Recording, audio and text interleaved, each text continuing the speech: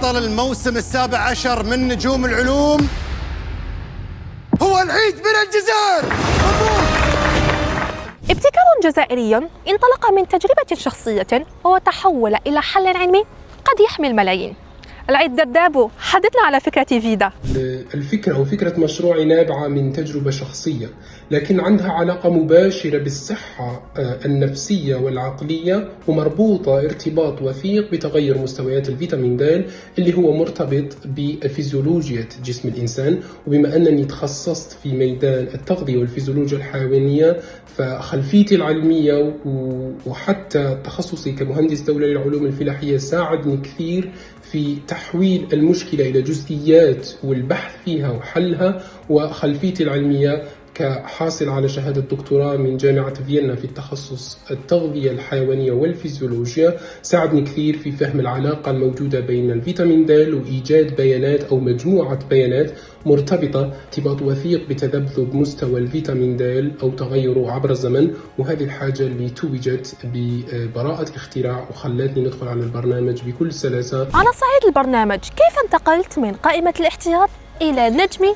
برنامج نجوم العلوم؟ حياتي كانت مليئة بمطبات، وفي كثير من الوقت كانت قائمة الاحتياط ترافقني. وواحدة منهم سبحان الله كانت مرحلتي في نجوم العلوم. كان مروري في التصفيات سلس، وصلت إلى المجلس العلمي من بين أحسن 21 مخترع، لكن لم يتم اختياري من بين قائمة أحسن 7 لدخول ورشة نجوم العلوم.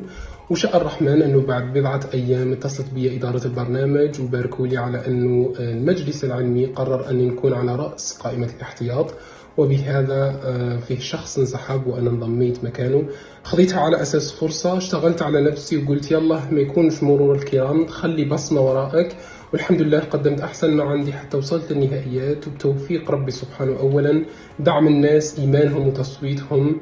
اليوم نوقف أمامهم ونقول لهم الحمد لله أني لقبت بنجم العلوم من برنامج نجوم العلوم في موسم 17. 50% من سكان العالم يعانون نقصا في الفيتامين د، كيف يحمي فيدا الناس؟ لما على 50% من سكان العالم رانا نتكلم على النقص الصامت مثل ما يسميه العلماء، واللي هو مع مرور الزمن يخلق مشاكل كثيرة. وحتى في الوقت الحالي قريت منشورات علمية تربط تعرض الجسم لنقص الفيتامين د لمدة زمنية طويلة وعلاقته بمشاكل سرطانية حتى.